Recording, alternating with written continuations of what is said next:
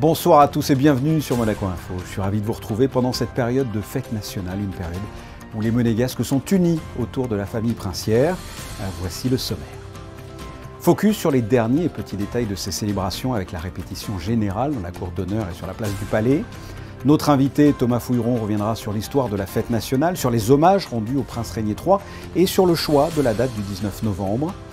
Le mois de novembre est aussi synonyme de la No Finish Line, une course au grand cœur où tous ceux qui y participent permettent de faire grossir une cagnotte au profit de l'enfance. Eh bien, nous vous présenterons la petite Luna, cette jeune monégasque a subi une greffe du cœur au printemps dernier. Vous allez le constater, elle va beaucoup mieux. Il est dans le top 10 des meilleurs joueurs de double. Le représentant monégasque Hugo Nys s'est donc retrouvé à Turin pour ce que l'on appelle le Master de l'ATP Finale et il sera avec nous.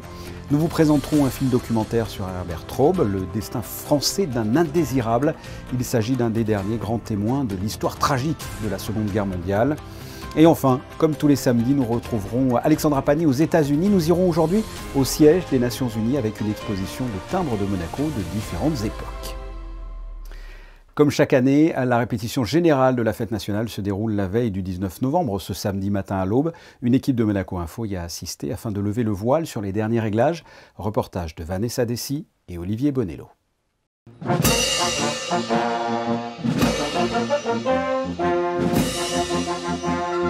C'est une tradition, la répétition générale de la fête nationale a lieu le 18 novembre très tôt le matin. L'occasion de régler les derniers détails dans la cour d'honneur du Palais Princier. Cette année, le souverain a souhaité que la fête nationale s'inscrive dans la commémoration du centenaire de la naissance du prince Régnier III. C'est un prince qui a fait beaucoup pour le corps des carabiniers, puisqu'il a été un peu le prince qui a modernisé un peu le corps à l'époque, puisqu'il a créé le peloton motocycliste, il a créé aussi la fanfare de musique, enfin, il a créé énormément de choses. La tenue, c'est sous son règne, la nouvelle tenue. Voilà, donc c'était important, mais pour nous, que ce soit tous les souverains, nous attachons, je dirais, nous avons un attachement particulier, même si on n'a pas, moi le prince Régnier je l'ai connu puisque je suis rentré sous son règne, c'est lui qui m'a remis mes premiers galons, et tous tels que nous sommes très attachés au prince et à sa famille.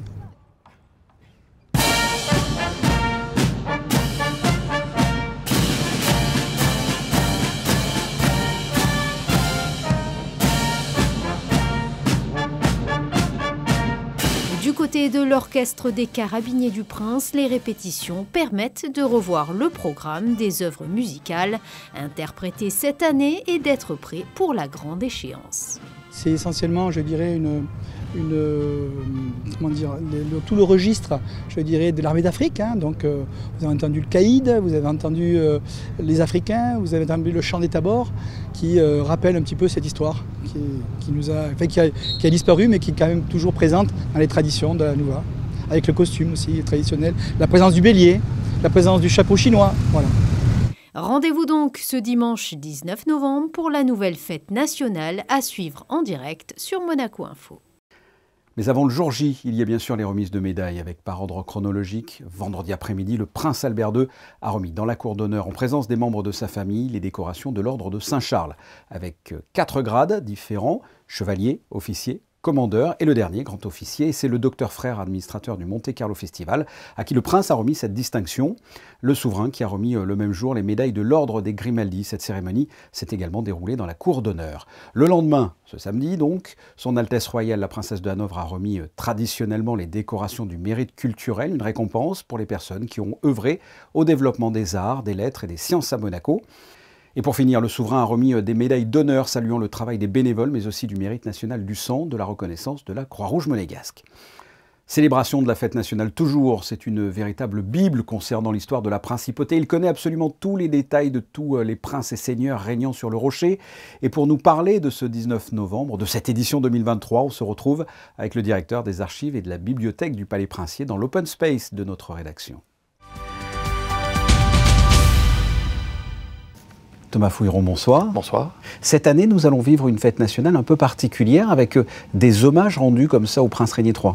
Bien sûr, puisque le régiment, en tout cas le régiment qui a recueilli la tradition du régiment dans lequel le prince Régnier III alors prince héréditaire, jeune prince héréditaire depuis quelques mois, en 1944, au moment de la libération de Monaco, de la libération de l'Europe, il s'engage dans l'armée française et il va mener toute la campagne de France, de libération de l'Alsace notamment, et jusqu'à Berlin, puisqu'il fera partie de la mission militaire alliée à Berlin. C'est d'ailleurs là où il rencontrera son premier ministre d'État, celui qui sera son premier ministre d'État en 1949, Jacques Rueff, et une exposition actuellement présentée dans le hall du ministère d'État rappelle ce ministère très important, ce ministère Rueff qui durera quelques mois, un peu plus d'un an, mais qui a assis la vision qu'avait le prince pour quasiment la totalité de son règne.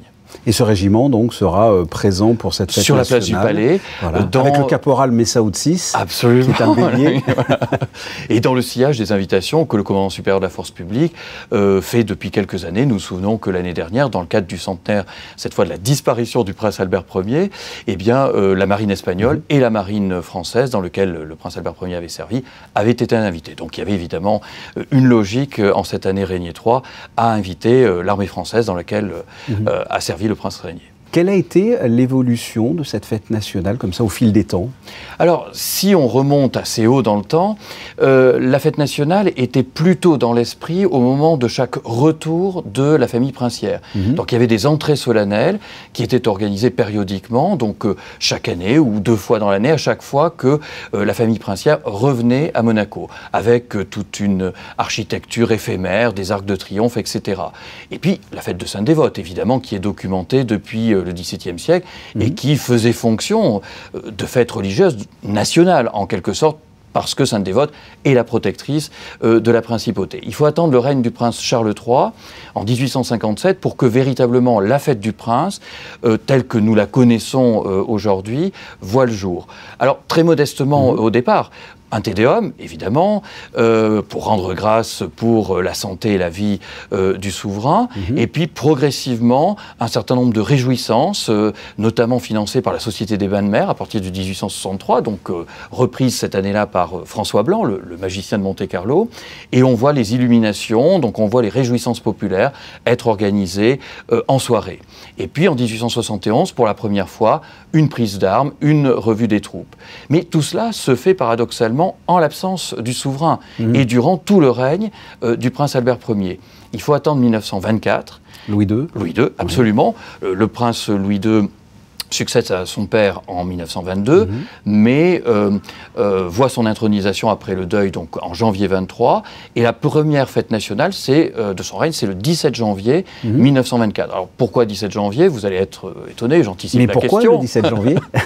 Normalement, on aurait dû fêter le prince le jour de son saint patron, c'est-à-dire la Saint-Louis le 25 août. C'est mal placé, c'est en plein été, c'est en période de congé. Et le prince Louis choisit le jour... Prénom de sa fille? De sa petite fille. De sa petite fille. De la princesse Antoinette. Antoinette. Voilà, puisque c'est le jour de Saint-Antoine abbé. Et au début de l'année 1923, c'est sa seule héritière. Donc quand est fixé le jour de l'intronisation, qui après, et c'est aussi une des traditions de datation de la fête nationale, ça peut être le jour du Saint-Patron ou le jour de l'intronisation du prince. Et pour arriver au prince Régnier III, le prince Régnier III a conjugué les deux, puisque après une hésitation dans les 3 premières années, puisqu'il est intronisé le 19 novembre 1949, mais les réjouissances populaires de l'avènement sont repoussées au printemps 1950. Et donc en 1950, en 1951, la fête nationale a lieu au mois d'avril. Et finalement, en 1952, donc le 19 novembre 1952, est fixé à la fois donc, le rappel de l'intronisation de 1949, et en même temps la fête de son saint patron, le bienheureux Régnier d'Arezzo. Et le prince Albert II a gardé cette date, le 19 novembre. La question est naïve, mais qu'est-ce que le prince Régnier III a apporté historiquement à la principauté?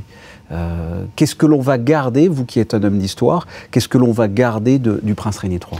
C'est maintenant un lieu commun de dire que c'est un prince bâtisseur, et bâtisseur pas seulement en termes d'urbanisme, mais on a vu avec l'exposition Rueff l'apport, la vision qu'il a eue de la mise en souterrain de la voie ferrée qui était fondamentale pour le réaménagement du territoire monégasque, mais évidemment bâtisseur des institutions que nous connaissons encore aujourd'hui. Donc son héritage est à multiples facettes. Et dans la fête nationale, notamment les remises de décoration. Il a lui-même créé un certain nombre d'ordres, l'ordre de Grimaldi, l'ordre de la Couronne, l'ordre du mérite culturel. Donc son règne, et ses 56 ans de règne, ont progressivement étoffé la fête nationale avec les distributions de colis, les visites aux aînés, donc de toutes les composantes que l'on connaît aujourd'hui. Depuis le 31 mai, on commémore le centenaire de la naissance du prince Régnier III. Quelles seront peut-être les prochaines dates à retenir ou les grands événements à retenir? Alors très prochainement, hors de la principauté, un hommage en Corse à Luciana, dans le musée Régnier III, le musée archéologique de Mariana, autour du prince Régnier III et de sa dévotion évidemment pour Sainte Dévote, puisque son pèlerinage le 9 juin 2003 a été son dernier grand déplacement hors de la principauté. Il avait tenu à s'associer au début des commémorations du 1700e anniversaire du martyre de Sainte Dévote en 303-304. Et puis évidemment l'exposition qui va ouvrir aussi dans quelques jours sur le cirque. Il a été le fondateur du Festival du cirque, donc il y a presque 50 ans maintenant, en 1974. Et puis, plus anecdotique, mais qui nous renverra à ce qu'il a appelé sa période d'insouciance, sa période de jeunesse, la pièce jouée par le studio de Monaco, Les Jours Heureux, dans laquelle il jouait en 1942-1943, quand il était lycéen à Montpellier, donc dans une troupe d'amateurs, mais qui s'était produit publiquement devant toute la bonne société montpelliéraine. Et on sait maintenant qu'en 1943, Marcel Sablon et Marcel Pagnol assistaient à la représentation. Thomas Fouilleron, merci d'avoir répondu à mes questions. Merci. Direction Fontvieille avec la No Finish Line. Parmi les nombreux participants, Luna Sirio, une jeune monégasque de 11 ans. Elle a dû subir une greffe du cœur au printemps dernier à Marseille.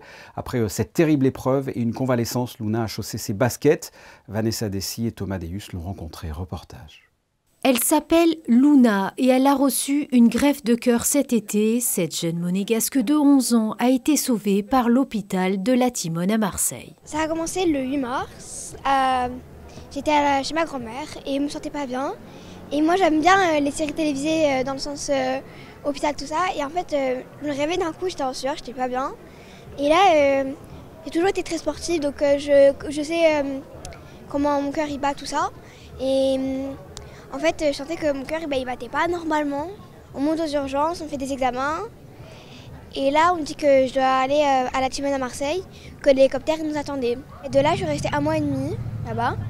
Et de là, on m'annonce que on a en attente d'un cœur pour moi. Le 24 mai, papa il faisait la nuit. Il regardait Alien, ça m'a marqué. Il regardait Alien. Et le moment où, vous voyez, il y a la musique qui arrive, que l'Alien il arrive, la mère elle pose la main sur l'épaule de mon papa. Et de là, ils disent monsieur, le papa de Luna, on a un cœur, on a un donneur. Malgré les épreuves et son jeune âge, Luna est aujourd'hui un exemple de force et de vie.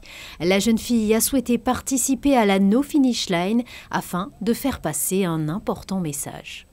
Ce que j'ai vécu, ça me donne force, dans le sens où j'ai quelque chose en plus des autres.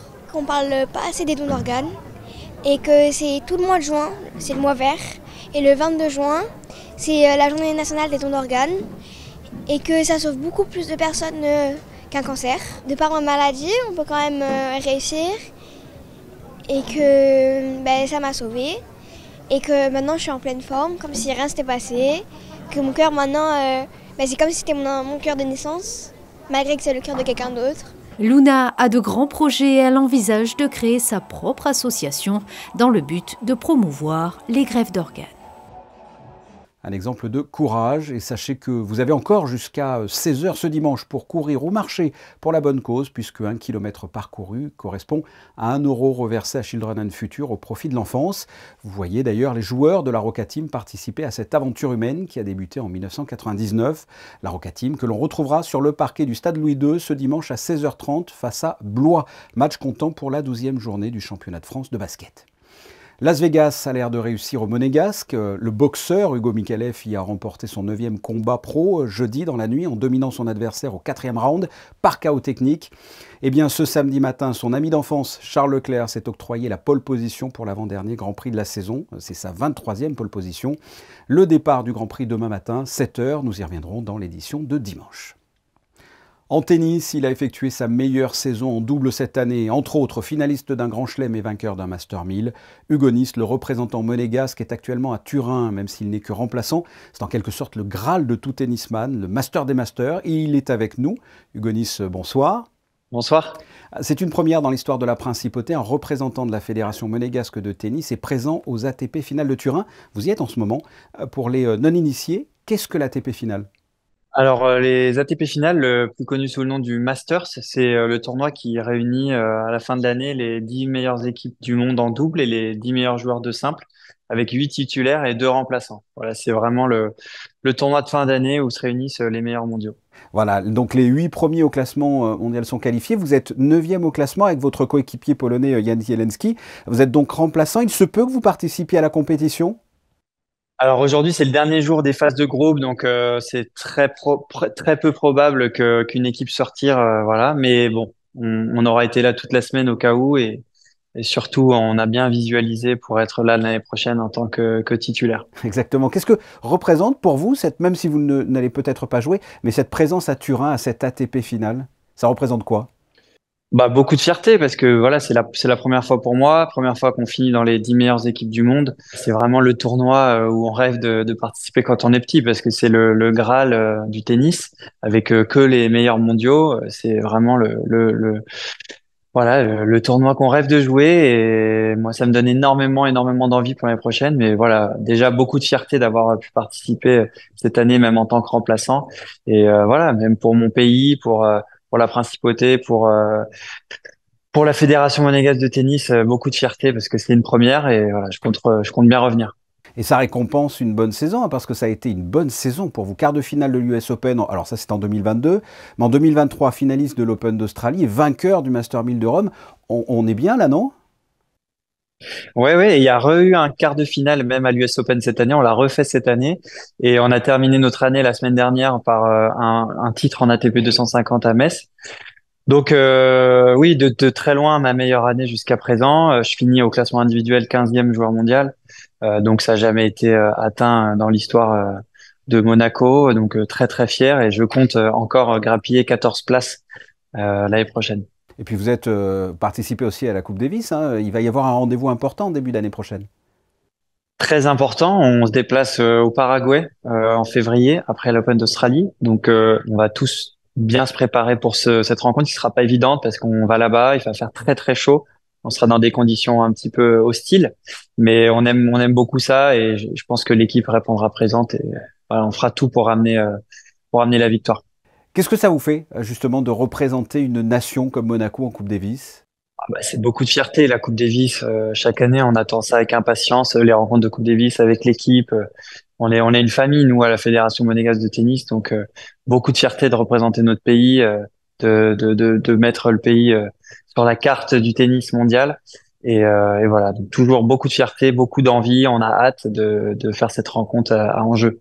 Hugo Nys, félicitations pour votre saison et puis cette présence à l'ATP finale de Turin. Et merci d'avoir répondu à mes questions. Merci à vous. Merci à vous. Direction le Théâtre des Variétés pour y découvrir le film documentaire de Clara Laurent, Herbert Traub, Le destin français d'un indésirable. Herbert Traub est considéré comme l'un des derniers grands témoins de l'histoire tragique de la Seconde Guerre mondiale. Vanessa Dessy vous en dit plus sur des images d'Alban Gingembre. Rescapé de la Shoah, résistant, légionnaire, soldat de la Libération, Herbert Traub amène Clara Laurent, réalisatrice, sur les lieux qu'il a traversés depuis sa naissance à Vienne en 1924, pour lui raconter son histoire à la fois dramatique, singulière et épique. J'avais lu les mémoires d'Herbert Traub. J'ai été époustouflée en fait par son itinéraire qui est à la fois exemplaire et exceptionnel. Et il me semblait que Herbert Taube était trop méconnu. Son livre n'est hélas pas très bien distribué. Et j'ai eu la chance en fait de faire sa connaissance. Il a été d'accord pour que je l'embarque dans les différents lieux qu'il a traversés.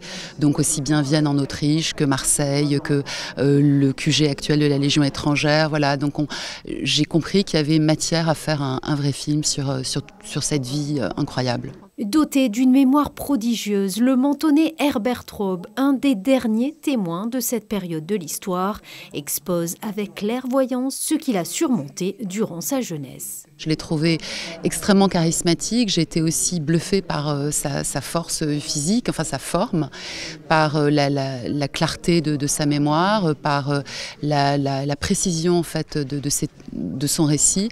Quand on voit qu'il a cet amour de la vie et cet optimisme à tout crin, il y a quelque chose d'extrêmement inspirant et moi je le regarde comme un modèle en fait maintenant et c'est un peu une espèce de grand-père spirituel et comme un modèle. Le film documentaire Herbert Taube, le destin français d'un indésirable sera prochainement en diffusion télé. Ça, il faut quand même, pour moi c'est quelque chose d'assez particulier de dire je suis à un endroit où j'étais il y a des années et des années.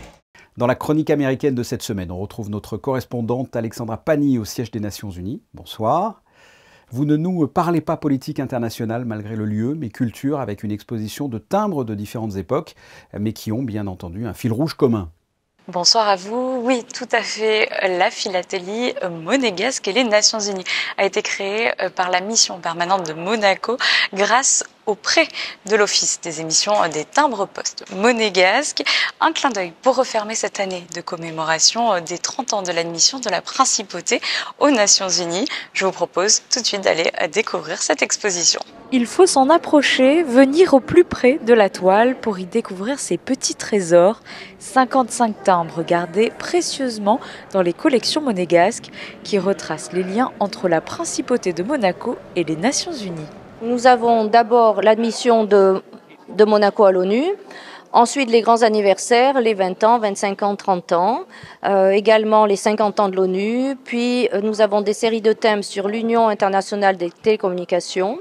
Nous avons aussi 3 panneaux qui sont consacrés à l'UNESCO et 3 panneaux qui sont consacrés aux droits de l'enfant, un sujet très important pour Monaco, mais également les laboratoires de l'environnement marin, puisque de longue date, Monaco coopère avec l'AIEA, et puis des timbres anniversaires pour l'ONU-SIDA, et également aussi, là où ma collègue à Genève s'investit énormément, l'Organisation mondiale de la santé. Les plus anciens, une paire de timbres au format original, en losange, représentant l'UNESCO. Ils remontent à 1958. 16 panneaux composent cette exposition et reprennent chacun un détail de certains timbres. Alors, je vous donne un exemple de la beauté de la présentation, parce qu'en fait, vous voyez sur cette enveloppe premier jour, qui est reproduite en plus grand sur ce panneau, cette photo est celle du prince Régnier III lorsqu'il a parlé à l'ONU lors du 50e anniversaire de l'organisation. Et quand on a fait agrandir le timbre, on a vu que l'Office d'émission timbre-poste avait eu la délicatesse de marquer sur le dos du papier que tient le prince la date en fait de l'admission de Monaco à l'ONU. C'est des détails que si on regarde à l'œil nu, on ne se rend pas compte. Et cette enveloppe premier jour, qui commémore à la fois le centenaire Régnier III et les 30 ans de l'admission de Monaco à l'ONU, est vraiment très très jolie. Autre ambition de cette exposition, mettre à l'honneur le travail de l'Office des émissions de timbre-poste. Créé en 1937, il accompagne les célébrations d'événements nationaux et internationaux par l'émission de timbres et pièces de commémoration, toujours très recherchées par les collectionneurs. La mission a non seulement son rôle de défendre les positions politiques du gouvernement princier, mais aussi de promouvoir ce que Monaco fait de bien. Donc, à ce même endroit, il y a quelques années, nous avons monté une exposition qui s'appelait Monaco Crossroad for Sports. Donc nous trouvons une belle façon de conclure cette année très importante puisqu'elle marquait à la fois le centenaire de la naissance du prince Régnier III et les 30 ans de l'admission de Monaco à l'ONU. 16 000 personnes travaillent quotidiennement au siège des Nations Unies à New York et plus d'1 million de visiteurs s'y pressent chaque année. C'est une vitrine idéale pour y présenter la culture monégasque. Hasard du calendrier, l'exposition s'est ouverte le 6 novembre, jour du 86e anniversaire de l'Office des émissions des timbres-poste. Il est connu dans le monde entier, le restaurant Le Louis XV Alain Ducasse, hôtel de Paris. Eh bien, ce restaurant triplement étoilé vient d'être élu 2e ex-aequo au classement des meilleurs restaurants du monde 2024 par La Liste. C'est un institut qui recense les 1000 meilleurs restaurants à travers toute la planète. Passons à la météo. Justin, bonsoir. Quoi de neuf du côté du ciel ? Bonsoir Fabien. Pour notre belle fête nationale, le temps sera au beau fixe en principauté. Des températures allant de 11 à 16 degrés sont prévues, accompagnées d'un grand soleil et d'un léger vent. Concernant la température de l'eau, 18 degrés. Demain, le soleil se lèvera à 7h27 et se couchera à 17h03. En ce 19 novembre, jour de fête monégasque, n'oubliez pas les tanguis. Merci Justin, nous vous en avons parlé dans cette édition, la No Finish Line. Vous avez jusqu'à dimanche 16h pour vous y rendre et accomplir une bonne action. Chaque kilomètre compte et ce sont vos photos du jour prises par Manuel Vitali. On se retrouve demain pour votre JT dominical à 18h30. Nous reviendrons bien sûr sur la cérémonie de la fête nationale que vous retrouverez sur notre antenne en direct ce dimanche 9h30 avec aux commentaires Sandrine Bonilla, Christophe Paco, José Sacré et l'abbé Christian Venard. Je vous souhaite de passer une excellente soirée et à demain.